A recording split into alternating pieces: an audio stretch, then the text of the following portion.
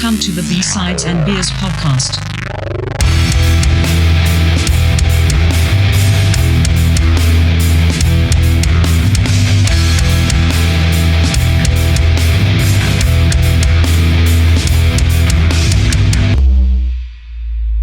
Welcome to B-Sides and Beers episode 35. Tonight we're hanging with Scott Middleton, producer, engineer, and guitarist for Canadian hardcore punk band Cancer Bats. How are we doing tonight, boys? Really good. Thanks for having me. Thanks for coming, man. I've been talking about trying to get you on here for quite some time, and I'm pretty stoked to finally make it happen. Yeah, stoked it could work out. Yeah. So, what's going on?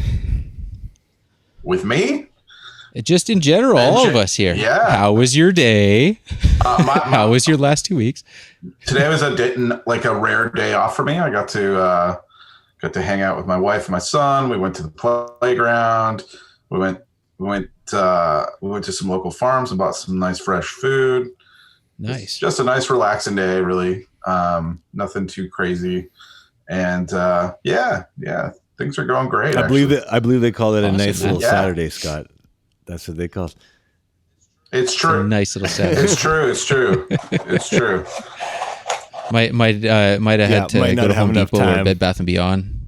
Not sure if we had time. Yeah, no. We didn't even go into a single store. We just we just moved out kind of outside of Toronto not that long ago, and it's just we're kind of in the country, and we just buy all our food direct from farms now.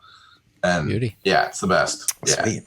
Do you just turn around behind you there and grab some coconuts off that tree and you're yeah.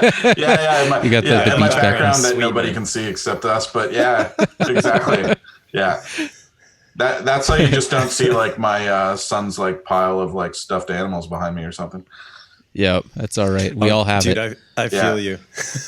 I'll have meetings like that, and I have here you go, Cookie Monster, just it's random shit everywhere. At the end of the podcast, I will try to sell everyone a course on how to become a millionaire and retire at 40, just like me. Nice, man. I got to get on that train now. Yeah. Mm-hmm. Yeah. Best time to start is now. Dane's already past the prime, though. He's already on the other side of 40, so... I'm an old fucker, man.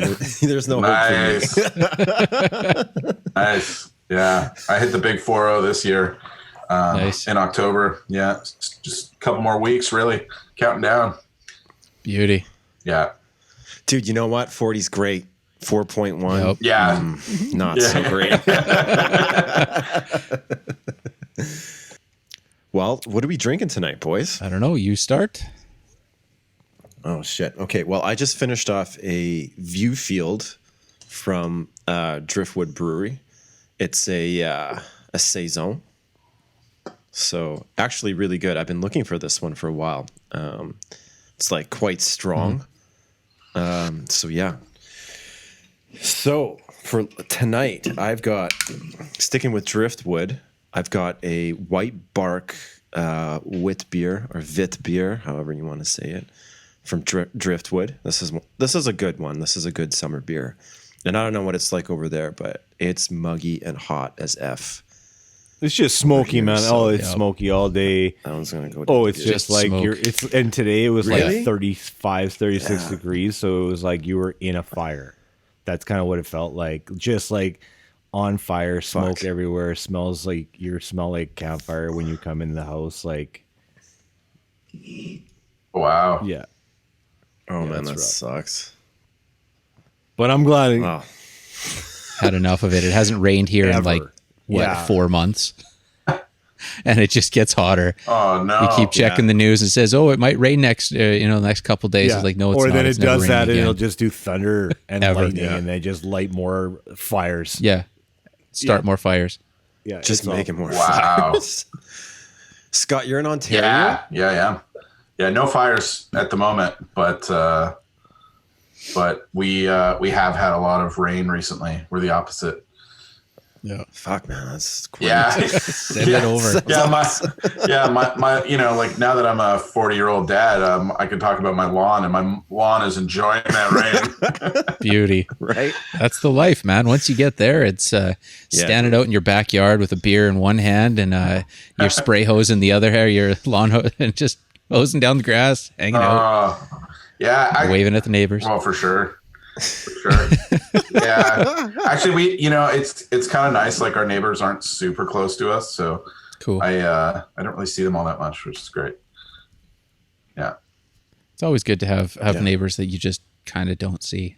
Yeah. There's one neighbor, and I never see him ever. I've never spoken to him, not because I don't want to. He just kind of. Does his own thing. Yeah. Literally, the only thing I know about him is he's got a Ferrari, and I only know this because the only thing I've ever seen him do is he just like occasionally will like turn on his Ferrari, and like literally pull it out of the garage, and he kind of just like will pull it up his long driveway. And I don't think he really like goes anywhere. I think he literally just kind of spins around the block because he's usually back within 2 minutes. I think maybe he goes to buy a pack of That's smokes. how fast a Ferrari is, man. He's already done like. Yeah. Well, yeah. I mean, that might be it. I can't say like I don't have a Ferrari, and I don't plan on it. So, but yeah, I mean, good for him, right? Dane, I think we were talking about smoke. You still got more beer there, don't you? I know. No, I'm an alcoholic. Like I still. Need I'm to not finish judging. mine. I'm just saying, keep going. What else you got? All right. So keeping with the driftwood, I've got a Raised by Wolves IPA. This one is delicious. This one kicks ass. Kira bought this for me one day. It actually was my birthday, and she went out to get beers, and she likes to select like how the can looks, and this one's got like a fucking wolf on it. So, but it's actually a really nice IPA. And then I got a hazy pale ale, Yellow Dog.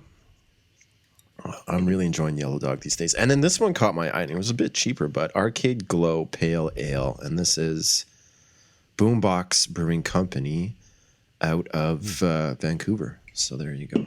Rad. I'm gonna get lit tonight. Kids are in bed. It's time to drink. Crossed. It's been so fucking hot. I was not sleeping. But we'll see. Scott, what do you got? Oh, me. Well, see, here's the thing. I forgot that Mike told me a little while ago. This is a bit of a drinking podcast, and I'm not a drinker myself, but I'll say this: I appreciate that side of culture. I really like that you guys have really interesting local craft beer, and you're excited about it. Like that's kind of, how do I say it? It's kind of like me nerding about guitar pedals or something, I think that side's awesome. Even though I've never been a much of a drinker myself, but I mean, I'm just going basic. Really, like the thing that I drink on the regular lately is literally like a glass of ice water, but I throw in a big splash of apple cider vinegar. And I don't know if anyone's ever had that, but it's kind of like a really like sharp tasting apple juice. And nice. I don't know. And I'm like all about it. It's like my favorite thing. It like wakes me up in the morning. Supposedly it's really, really healthy and has all kinds of good like probiotic stuff. I'm kind of a bit of like a craft pop kind of guy. Nice. I like a fancy kombucha or something like that. Which is, fermented like beer and sometimes kind of tastes like beer on some of the stronger end of the things that like are a little less sugary. So I feel like I'm kind of with you guys. I wish I had like bought a fancy one today, and then I just blew that. But, my wife, she's from Europe and like from Slovakia, and which is like the land of beer. And so she's all about like, she's like, God, I can't find like really good beer in Canada that like tastes like, like a really good European Pilsner the same way. Like she'll get like the import stuff, but she's like, I don't want anything like fruity and like, you know, really over the top and weird. She's just like, I just miss these like classic dark beers that I would get back home. And she's kind of like, she's the one that she does like is like that Mill Street Organic. I don't know if any of you guys are into that or if that's too vanilla for what, you know, your listeners are all about. But yeah, she really likes this one called Sharish, that they make a dark beer, and we have that at the house, or like Staropramen, or Golden Pheasant, which in Slovak is Lapti Bajant. And she'll get the like real imported stuff, and yeah, awesome. You know, cool. I think all that stuff's rad. You know, I always geek out, and I like reading bottles and labels, and you know, like, you know, when you're like you get some fancy scotch and there's like this whole like story and history and, you know, all that kind of thing. I actually like touring like distilleries and stuff. Like I've done that a couple times, like, you know, when I've been like traveling around the world and stuff. And I think that's always fun. I know there's always just like interesting history and culture behind that. And yeah. Have you ever done the Heineken brewery? No, I didn't do that one. No. Okay. It's funny. So that one is like, that's in Amsterdam. Yeah, right? it must be in Amsterdam. It's in Amsterdam. Yeah, it was closed when I went there. You're not missing much. It's total cheese. It's just like, you can play a drum set made out of kegs, and then like at the end you get the reward of like just drinking a bunch of Heineken, and then you walk out and you're like, that was awesome, because you got a beer buzz on. That's why you go on those tours, man. You pay $20 or $30 to go for the tour, and then you get all this free beer at the end. So more than your $30 worth of beer at the end. But I actually lived in a city called Schiedam, just outside of Rotterdam, and that's the birthplace of gin. And so there was a distillery right behind my apartment, and they made all sorts of stuff. But their version of gin is called Jenever. So, I didn't know that originated in the Netherlands. That's awesome. Well, the UK version is where they add all of the spices. Yeah. I don't know what they add, whatever. But like the origin is Dutch, and it's from this little tiny town called Schiedam, and there's all these Jenever bars, and really quite interesting. A lot of interesting people would go there. That's cool. But, yeah. Awesome. Yeah. Why were you living in the Netherlands? I was there for school, and then I opened up a couple companies, and I was there for about 10 years, and I was in Eindhoven, Rotterdam, and then Schiedam, and then came back to Canada. Schiedam was always this like everyone just sort of avoided it because it was this funny little town, and they were just known for gin. But it was actually quite nice because no one went there. It wasn't full of like tourists and stuff like that. So I like Eindhoven a lot. I've been there many times. Amsterdam's cool, but it's a little bit, you know, just kind of cliche and whatever.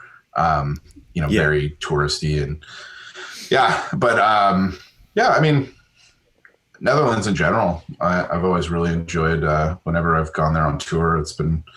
Shows are great. You know, people are really nice. It's fun. Yeah, Eindhoven's like the rock city there. It's like, you've got some like, did you guys play the F in there? Oh, no, like the Dynamo or Dynamo, however they call it. Yeah. Oh, yeah. Like, because I don't know, like for those who don't know, like there used to be this like massive festival, like metal and rock festival in Netherlands called like the Dynamo Festival. And it was really big in like the 90s.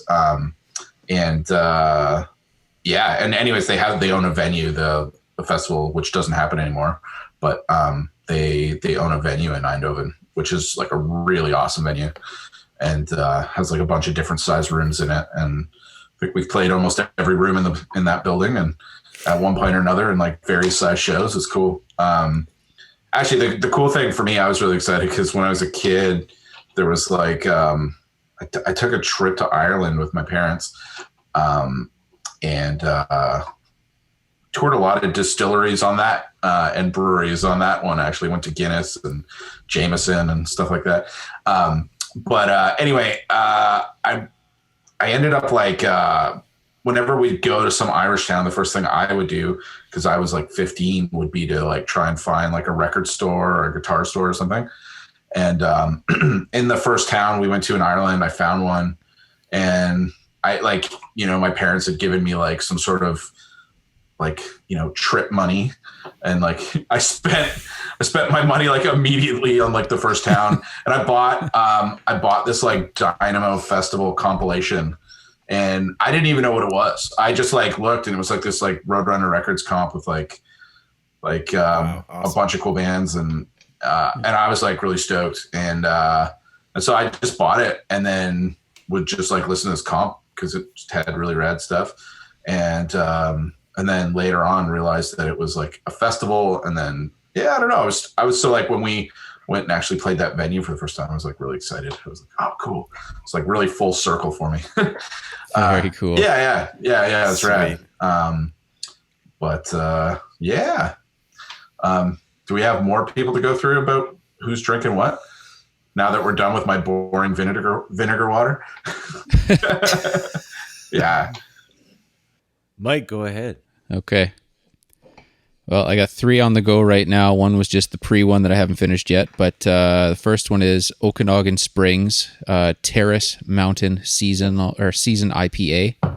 I've had this one before on the podcast, probably 6 months ago or so. It's a solid IPA. Familiar. And representing local. Represent. You got to do it. Next one is from Tin Whistle Brewing. It is a coconut Hopfenweiss. How the hell do you pronounce that? Anyway, some German thing. So it's like a Hopfenweiss. It's a, what is this? A wheat beer with, it's kind of like a pina colada wheat beer. Don't know, haven't tried that yet, but yeah. Just I've been running through everything in all my local shops, and I'm really digging to find new things that I haven't had yet. So I've haven't been a big fan of extra flavory or fruity beers, but like I said, I'm kind of running out. So I'm trying some stuff. The other one is from Andina Brewing out of Vancouver, and it is a fruit punch sour. So can I see that can? Mm-hmm. Yeah. Okay. Yeah. They do a nice, the name has escaped me. It's like a Mexican something Pilsner, okay. I think. Anyway. Yeah. Well, this is the first time I've had anything from them, so I'm excited for that one. So cool, man. Flip. Nice. Yeah. I got another German name for you guys to try to pronounce, but it's from the Russell Brewing Company. Mein Scheiße. Vancouver. Yeah, the Schnapside. The Schnapside Pilsner. I guess that's what I say it. So, but it's a classic German style Pilsner, and it's really good. Actually, I've been drinking it since you guys have been talking, so I'm doing that one. And then I had to get this, Dane, because I was thinking about you on this one, because this was $2. Fuck yeah. Which means this is either going to taste awful or it's going to be fantastic. But the can kind of caught my attention too. So I had to buy it because it's... nice. Heinz Lager. Saddle up, bro, because you're going to have a headache tomorrow morning. Strong beer, but 5.6 for that one. So, but $2. That's it. I don't think I've seen a can for $2. So I had to just buy it to try it, and I'll let you know how it is because... Awesome. I love the can. Yeah, the can looks great. That's great. Yeah, but Nicole's like, oh, hope it doesn't taste like Cold 45 with like the horse on it. She just made me think of that. And I'm like, right? There's a reason it's $2 maybe. So, but that's or you found gold. Maybe, right? Maybe I found the next diamond in the rough, man. Yeah, and you know what that is? Well, you know what? It's from Red Truck Brewing Company from they're Vancouver. dope. They're right by Emlyn Carr in Vancouver. There you go. Yeah. So there's Hank's Lager, Red Truck. Sweet. Well, now that we finally were able to get you on the podcast. Yes. I'd like to dig in a little bit on cancer bats for the people that have no idea, have not had the luck of coming across your tunes and your project. Yeah. Hell yeah. I guess, I don't know if you want to give a little short backstory and then we can kind of throw some other things out at you. Yeah, sure. I mean, there's if no one's ever heard us before, I mean, we're kind of a bit of like a metal, punk, hardcore crossover, mishmash kind of band. We blend a lot of different styles of heavy music. And Liam and I, we started the band in like 2004, which was kind of like as a side project of like another band that I was in called At the Mercy of Inspiration, which was a little bit more like kind of like black metal influenced metalcore kind of like death metal. And so Liam and I, like, we were old friends, and he was basically living in Montreal and I was living in Toronto, and he was just like, yeah, like why don't you come hang? And so like we would like hang out, and then just one day we really started seriously talking about starting a band. And so the cool thing at the time was I used to like work for Via Rail selling train tickets, so I could take the train anywhere in Canada for free. Nice. Which was like a nice job perk. So I would like go and hang out like on weekends, and Liam told me to bring a guitar, so we just started jamming and writing songs, and it was a lot of fun. And then we kind of figured out like who else we were friends with that could like play instruments, and we started playing shows, and that like it was one of those weird things where like we started getting a lot of attention right away, and I think it was kind of like it was sort of like there's a few reasons for that. And part of it was like, it wasn't even because we were like really great, if that makes sense. Like, a couple of the guys in the band couldn't like even really play that well, but it was like that started out. We have a different lineup. I just want to be clear about that because the guys in my band now are really good.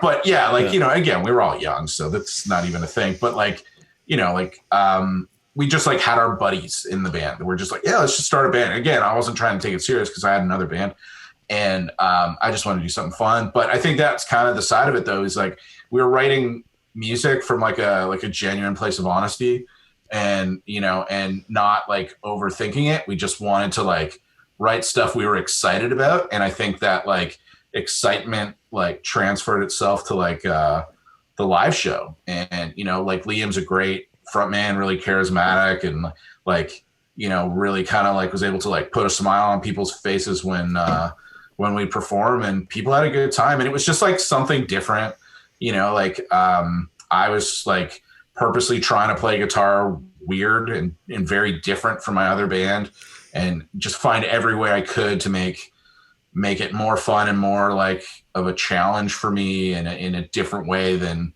my other band, which was just so extreme all the time. And we were constantly trying to like, we had a thing in my old band where we were like, we wouldn't repeat a riff. Like we just wanted it to be like this massive like riff salad of just like different things. And like, that was our thing. That was a conscious choice, which is cool. And, especially like, again, we're like coming up in the era of like bands like Converge and Dillinger Escape Plan and Dead Guy and Botch. And it was like this really like technical time for like heavy music, which is kind of coming back around again, I think. But in a different way. But anyway, like that was like a thing where it was just like extreme music was still exciting, and trying to push boundaries anywhere you could to stand out. Like that was a thing. But as a reaction, that was like where Cancel Bass, where I wanted to form something that was a bit more like, had some more classic influences, in terms of just like, we were writing songs that had choruses, they still had like, like breakdowns and fast parts the way like, like punk and metal stuff or hardcore would at the time. But we were trying to put like a big focus on riffs, and, I'm a guy that grew up loving like, thrash metal and then all the 90s stuff. Like Pantera and stuff was huge, and Down and COC and then a lot of like Swedish metal and stuff, and and I mean, and then of course all the classics before that. But and it was this band where I was like, I really wanted to be the only guitar player in the band, like, and that was like the first time I'd ever had a chance to do that. So that was cool. And I remember like it was definitely like a standout thing, like at the time, where like 95% of bands like in our area were just all 5 pieces with like a standalone singer and 2 guitar players. And I just wanted to like break away from that. And it was kind of cool because like I found people were like coming up to us at shows and being like, "Oh man, I love how your guitar sounds." And I'm like, nobody ever said that to me in my old band. And I used because there's 2. And but I also used exactly the same gear. So I was just like, what do you mean? Like, yeah, I didn't change anything. Now you're telling me finally hear you. Yeah, now you can finally hear me. And it was just like we were experimenting. I was trying to do different things, like put like I would play with 2 guitar cabs, but I would put one on either side of the stage to like sort of like spread out the sound more and just like have fun with it, really. Like, and that was the thing. It just like got a bunch of people's interests, and eventually like we sort of hooked up with this record label, Distort Records, which they were the label that like broke Alexis on Fire and like signed them. Yep. And and yeah, and so anyway, like they were kind of interested in my old band, and I bumped into the guy that owned it at an Alexis show, and he just was asking, "Whoa, what's your band doing?" I was like, "Well, not much right now, but I got a new band." And I passed him a CD, and then like he loved it so much he like figured out which train station I worked at and like called me at work, and was just like, "Dude," like just like, "Man, I can't stop listening to this. Like, I love it. This is the best. It makes me think of all these cool bands and nobody's doing this. This is rad. Like, when can I see you play?" And I was like, "Well, like we're like going on tour. We're not going to be around for like a couple of weeks, but then we have this show." He's just like, "What? You're already going on tour?" We're like, "Well, yeah, like because my other band's kind of breaking up. I have this like tour van I still have to pay for. I'm like making it, so like I figured we may as well pay for it by playing shows." And so we like booked a tour out to like the East Coast of Canada and back, and did like a week of shows, which were all really good. And then we came back and like played a show, and that guy was there and he loved it. And then he was also kind of a local promoter at the time.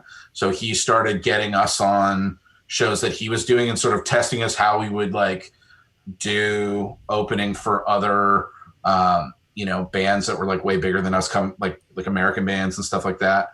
And he would put us on little weekend runs, and eventually he just like was like, "Okay, I want to pay to like record 2 songs." And he like, because he wanted to put out like a little sampler compilation thing to hand out at shows, and it like, it really started like blowing things up for us. Like this was back in the days of like MySpace and stuff, and like the whole like music pages like they used to do, and you could see we were really like getting like a lot of interest from just that. And he signed us, and basically like right away we were like, "Oh, okay, like we need a better drummer." And we had already like been friends with Mike, and he had been in a lot of cool bands from Winnipeg.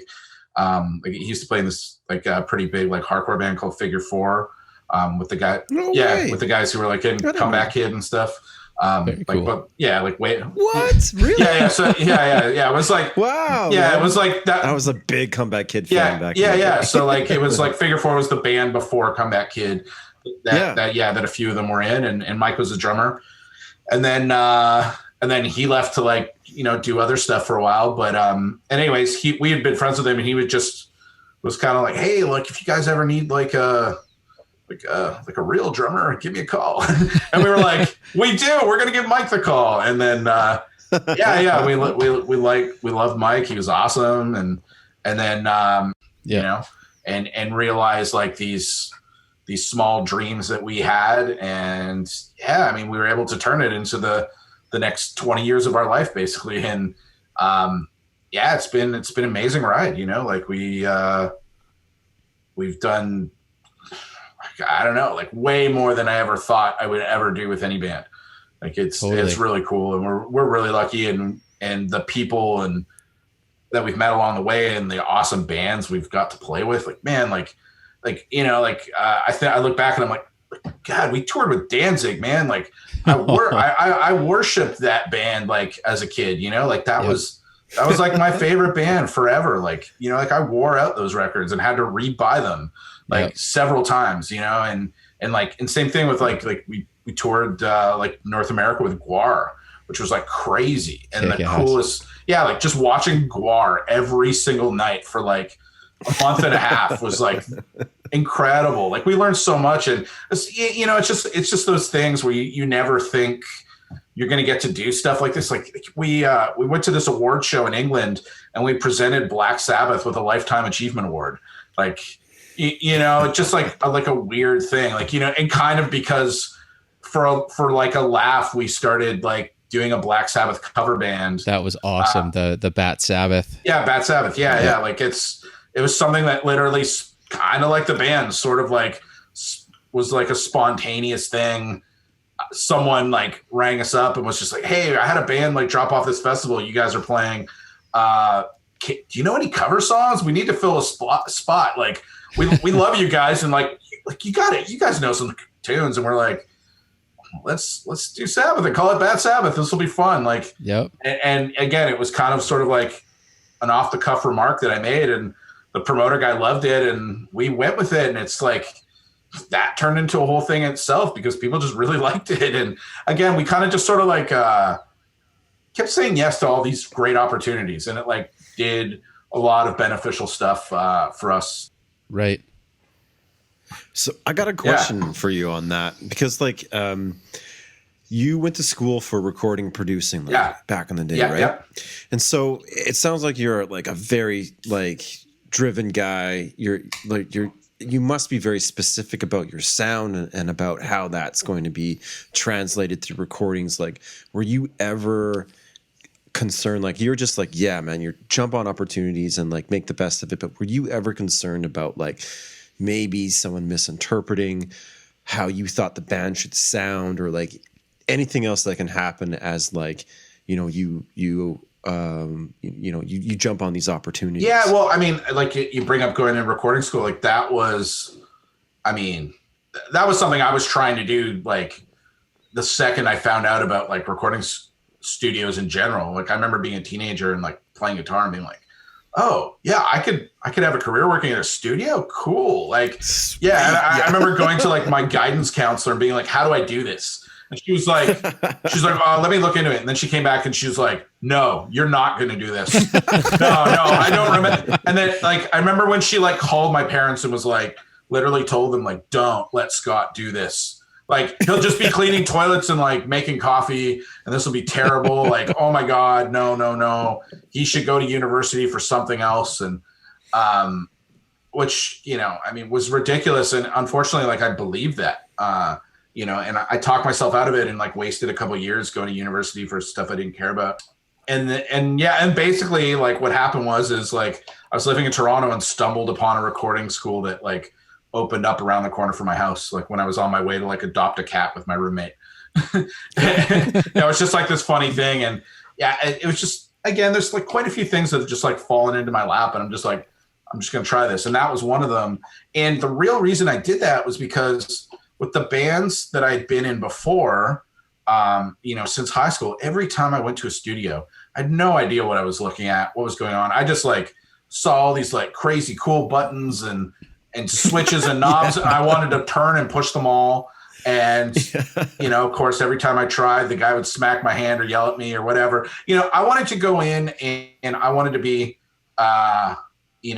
able to like carry myself respectably and respectfully, and really just try to like have at least the language to communicate what I wanted to create. And that was the thing. Like I had gone into some recording sessions really green. I felt embarrassed, but I was excited at the same time. But I just felt like I don't know how to contribute this other than with playing. And so like going to recording school was a huge part of learning that for me. And that really only scratched the surface anyway. That just sort of really got me the bug. The cool thing about that was that after I graduated, the school like gave me some like free studio time that I could use up. Nice. And I banked that, and that's what I recorded like the first Cancer Bats demo with, that I like gave to the Greg from Distort Records to like that got us signed. Like that was a cool thing. And that was it, like for me for like a while, where I was like, that's it, I did it. Like I did the thing. And but it was cool because when we started working with real producers, like I knew enough to ask a lot of the right questions, or at least try to. I mean, I still got my ass kicked by Gavin and Eric Ratz and the other guys we worked with along the way, just being naive and not having enough experience. But those guys like mentored me and, you know, gave me this wealth of knowledge. Well, it's kind of cool. I mean, I started following you probably 2009 with Hail Destroyer.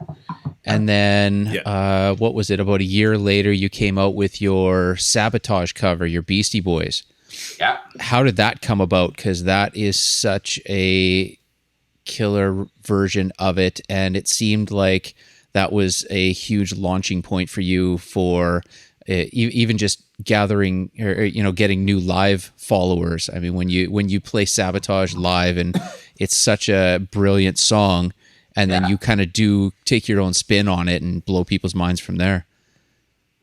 Yeah, that was a funny thing. So we were writing our third record, Bears, Mares, Scraps and Bones, which we actually just did a 10th anniversary release of that record. Unfortunately, the touring plans for that got screwed because of COVID. But anyway, we re-released the vinyl and like did a remaster, which was sweet. But anyway, long story short, Liam came into practice one day while we were like writing that record. And we were kind of like almost done writing basically at that point. We were like pretty heavy into pre-production. And then he was just like, guys, I had a dream last night that we covered Sabotage and we were at a festival and like all the guys in the other bands like that, you know, were playing the festival were like so stoked on it too. And it was like this great party where I was just like, whoa, Sabotage? And it was just fun. And really like we learned it kind of just to go play some festivals we were gearing up to do. And like we kind of tossed around the idea of recording it, but we weren't really supposed to do it. And it was one of the things where like when we went in the studio, we recorded all the songs we had, which was like a lot. Like I think we had like 15 or 16 that we had written for Bears. And we recorded all of those. And we were like doing guitars and maybe even vocals at that point. And then basically it was just like, I don't know how the decision really got made, but essentially like, I just remember like Rats coming in and being like, all right, we're setting up the drums again. We're throwing mics on. We're going to track Sabotage and we're going to add it. And we're just like, okay, here we go. And like, you know, Mikey banged out the song on drums in a couple takes and then Jay and I ripped guitar and bass, Liam sang, and we added like a bunch more like layers of guitars and shit. And like, you know, like really kind of, I don't know, tried to do some fun stuff and, you know, like that really like added to it and made it like come to life. And I don't know. And we were just doing like, you know, our sort of modern heavy take on it. And yeah, like it's like a staple of all our live shows. We never not play it. And it's like, I have the most fun when we play it. It's one of my favorite songs to play. I think that's my whole thing with like Cancer Bats is like no doubt. That shit's fun, man. I'm there to like play guitar and have fun with my buddies on stage and like whatever I'm gonna do that's gonna make that more fun is like the best. I get that from you guys because like you know, you're like a hardcore metal punk crossover, but I get a lot of fun. Yeah. And you'd mentioned like making fun videos, right? And like that's kind of like the other weird side of making music is like trying to like represent that in a video. And I remember I think the first video I saw of you guys was Bricks and Mortar. Oh, cool. And I was like, that's awesome. Like you guys are showing off like all the sweet spots in Toronto, or I'm assuming it was all Toronto, right? Yeah, and it's just like a fun video, but it goes with the song and like it just looks like a lot of fun. I just was like, yeah, fuck, I want to hang out with these guys. Yeah. Well, but honestly, and that's the other thing I'm telling young bands. I'm like, they're like making music videos, and I'm like, make it like interesting and definitely try to make it funny. This is the entertainment industry. You want to entertain, and if you're not entertained, no one's going to give a shit about your songs. I mean, when you go in, and I'm looking through some of your videos, and you've got your carpool karaoke video. Fuck, I laughed so. I still watch. It's fantastic. Just something as simple as that, and it's so catchy, and it just grabs you. You know, but making something like the Sabotage video was the best because literally it was like us goofing around trying to like run around Toronto, like pretending to capture a fake Beastie Boys members, like, and you know, making this ridiculous concept on it, and like, yeah, it was like really, you know, really fun, and like not, you know, not the typical thing, but that's why the video did so well. The single did really well. Like, it was just, I'm really, really stoked the Beastie Boys let us cover that, you know, because we had to ask permission, which is like, you don't really have to do anymore. It's basically going to get granted, but like, but back in the day, like the labels really had to like ask, you know, and so yeah. Anyways, we did, and they gave us a thumbs up to do it, and did you ever get any feedback? No, I don't. Maybe I heard something about it. I can't remember. I figure they must have listened to it once. I'm sure. Maybe, but then again, you know, it's the Beastie Boys. Like, they don't have to care. Yeah, I think they were cool enough and down to earth that they did. I mean, if they're not going to let just anybody take on one of their songs. Can we like pause for 2 seconds? Yeah. I need to refill my water. I'm going to start like coughing too much. Just give me 1 definitely. sec, all right? Yeah, we'll keep it going. Yeah. Be right back, guys. Yeah. Well, this pina colada deal the fruit punch sour is. I'm really starting to like sours. I fucking hated them before. That's what's fun about beer. You just like switch when you get. It's so weird, man. Yeah. I've been avoiding sours all summer, and I think like August is going to be sour month for me because it's just too goddamn hot. But all these breweries just keep pumping out sours now. When you know, a couple months back I didn't see any, and then now all of a sudden everyone has like 3 or 4 different sours to offer. Yeah, it's funny, man. When I worked at the tap house, that was like, that's all people wanted. And it's just like, well, we got this like really like rare beer from fucking Quebec. And they're like, no. I want a fucking peach sour. I want to taste some fucking sour peach. And throw some fucking berries in there too. Right? And we'll wash down my nachos with some sour. I'm like, okay, fine. But this like amazing beer that we have. So all it is you after your shift just drinking the amazing beer that no one else wanted that fucking day. Holy fuck yeah, that was half the reason why I worked there, man. We had like the head bartender was ex-military, retired, and just like living life. And so he would order in like the most amazing beers. Just like you name it. I mean, I can't name them because they'd be so obscure, but like, fuck, they would be delicious and like full, like 10%. And you know, you'd be like, oh fuck. And you'd have we would have like special glasses, like those taster glasses. Yeah. And like, we'd shut it down and like, we'd fill the proper pint glasses full of this shit. And like, even the kegs would be smaller too. Yeah. That's awesome. It was fun. It's fun. Yeah. Hey, welcome back. Thanks for waiting for me, guys. That's it. We're out of here. Oh, for sure. My little guy just started daycare, and he's bringing all the germs home. Oh, and nuts. so I got a little tickle in my throat, and that might be it. But anyway, I need another glass of my apple cider water. So. Can I ask you, what's your little fellow's name? Ivan. How old is he? He's almost 2. He'll be 2 in September. Awesome. Oh man. Yeah. I can see you have a fancy stroller behind you there.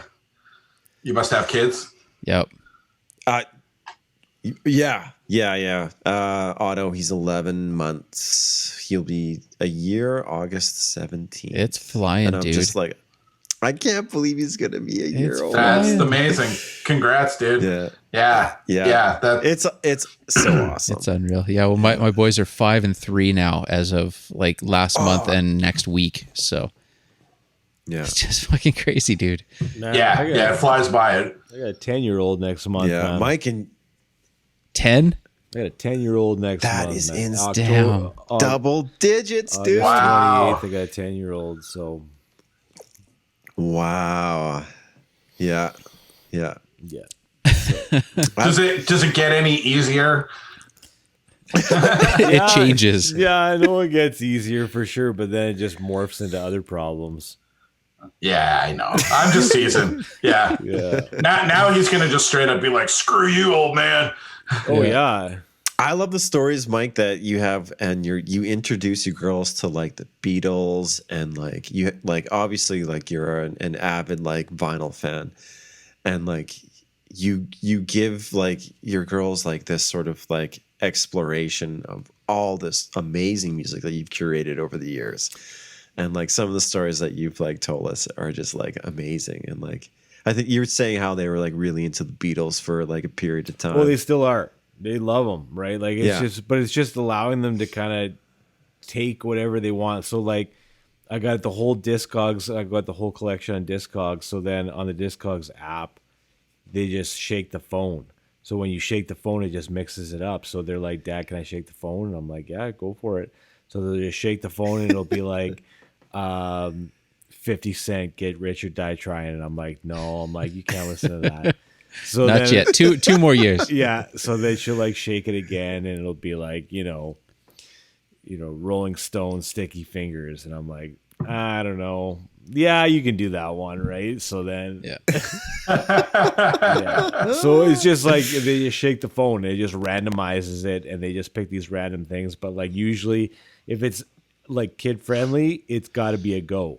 You have to listen to it, right? So like we were listening to Kenny Rogers, we were listening to. You got to listen to it, right? So John Denver, anything. We were just, it was all out there. So John fucking Denver. yeah. God bless him. God bless him. So That maniac. yeah. Nice. So what's going on, Scott? In the now, you were talking about playing live, and you were talking about COVID. Now that that's kind of starting to subside a bit, like what's going on with Cancer Bats and touring, and how do you guys get back out there? I mean, honestly, like I can't really like say 1,000%. Like we've got some shows booked in October that are makeup shows from March 2020. So this will be like the third reschedule, and I hope they happen at this point. It's one of those complicated things where you're like, some of these shows are like already sold out. And then it's like, will the venues even be able to hold that capacity? And like, is there going to be like, stipulations on who can come or not? Is there like, is it going to have to be outdoors somehow instead? Like all these things that are like kind of like up in the air, and it's sort of just like, it's kind of up to the governments to just figure it out. And we're kind of just waiting and hoping, and we're just going to like plan positively, like it's going to happen. And then we'll see. Like it's weird because in other parts of the world, people are announcing tours or doing tours or playing festivals. And I mean, I'm like assuming everybody lives in Canada that's on this. I don't know where like Mike and Dana actually live, but we're all in BC. So okay, everybody's in BC. Cool, yeah. Great, yeah, Different parts. And again, I don't know like how locked down you guys are versus Ontario, but things just let up here. Yeah, you guys have had it bad. Yeah, we've had it pretty bad. It's been really, really strict, and I mean, it is what it is. It's just like we're all dealing with it, and we're going through it the same as everyone else. And with Cancer Bats, like I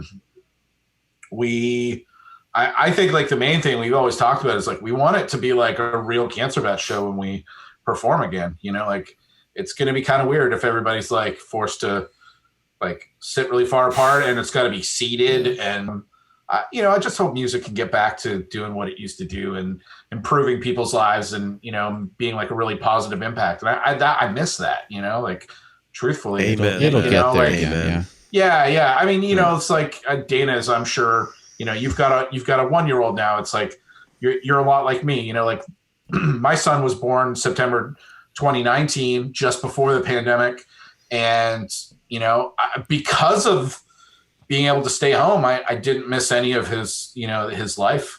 And I've been here every day with him, and it's absolutely. Like, and that's kind of the weird, like, silver lining to the whole thing, where you're like, oh, wow, like I got to do something I wouldn't have otherwise, which, feels weird to say because, you don't want to like, knock down anyone else's like tragedy. But there's like, like there's this thing where it's like, it's like, he's my whole life right now, and it's the best, and I'm learning a lot and trying to adapt and like we all have to see what what comes next. I mean, at the moment I'm like, how do I say it? I'm kind of at the position where it's like, if I watch the news or read the news, the messaging is so negative that it just like, it feels like the world is like, just like going to focus on Jeff Bozo going to fucking I mean, if that, I mean, that's like a comedy hour. Scott, I got a question for you. Favorite Megadeth song? Oh, wow, this is a tough one. Megadeth. We've got a repetitive thing. We've got a repetitive thing with the podcast where Dave Mustaine, it always comes up at the end for obvious reasons. Yes, obvious reasons / I don't know, comedic value or whatever. But yeah.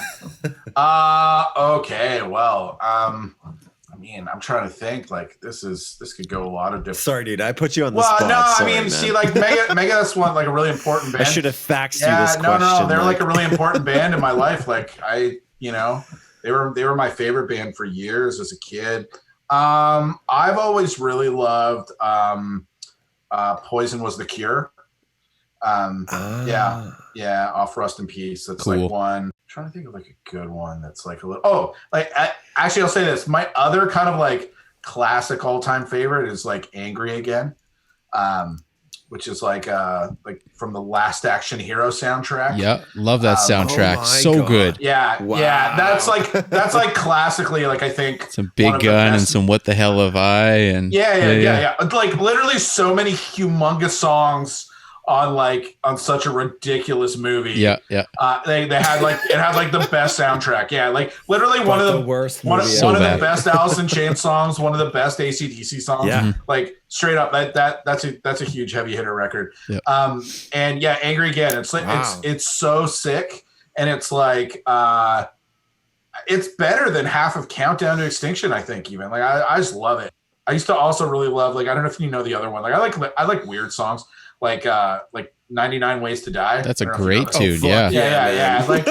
I'm like the king of like when I'm being like massively influenced by like soundtracks and compilations. Yeah. And like 99 Ways to Die was on like the Beavis and Butthead experience. Love that album so much. Yeah. So good. Like that was huge for like, defining my musical taste. Yeah. Like it was like that album and Judgment Night soundtrack and totally. Airhead soundtrack. Yep. Classic. Movie. So many good ones. And anyway, so like I think that would be what's everyone else's favorite? I mean, this is a serious discussion. Like it's a deep discussion, and we're gonna dedicate one whole episode to Dave Mustaine and Megadeth in the near future. I think we're gonna have. I think we should, because we've been talking about it off and on. It's just been a little piece that we've thrown in at the end of every episode for the most part over the past year.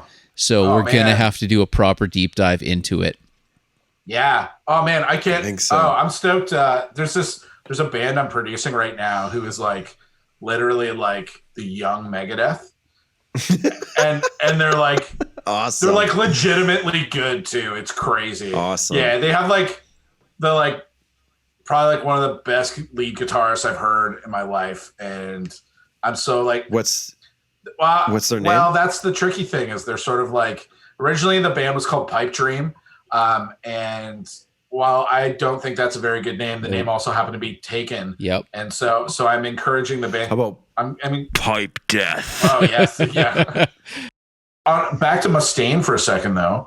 Are you? Doesn't Mustaine like have his own like wine or beer? Have you guys like been having that on the podcast? We have had, yes. We had that on, when was it? A couple months back here, probably last fall. And he's working with what the heck is that company they call it? They Unibrew. do Unibrew. They do Modi and Tré Pistial and Unibrew. It's fantastic. His beer is very light, and it's kind of funny that we were talking about that before, that he's not He's probably never He's tasted it. he's sober, so why have a beer? I guess. And there's a couple different ones too. With you can be involved in the process and not, and you know what I mean. Like you can pick if you're going to be involved in it, be somewhat passionate about it. Or it's just like Krusty the Clown with his crusty O's and his they got razor blades in it, and you've never even razor blade. Yeah. Yeah. I sign every endorsement. I don't care what it is. I don't even know what it is, but here's my name on it. Give me the money. Well, boys, I think I got to call it. Yeah, that's cool, man. Yeah, this has been super fun. This has been super fun. The Dad Duties call. No worries. All right. Nice to meet you, dude. I love you guys. This was a lot of fun. This was awesome. Yeah, man. Thanks so much for coming to hang. I had a lot of fun. Absolutely. It's been great. All right. I'll talk to you guys soon. Cool, man. Peace. Thanks for having me. See ya. See you, buddy.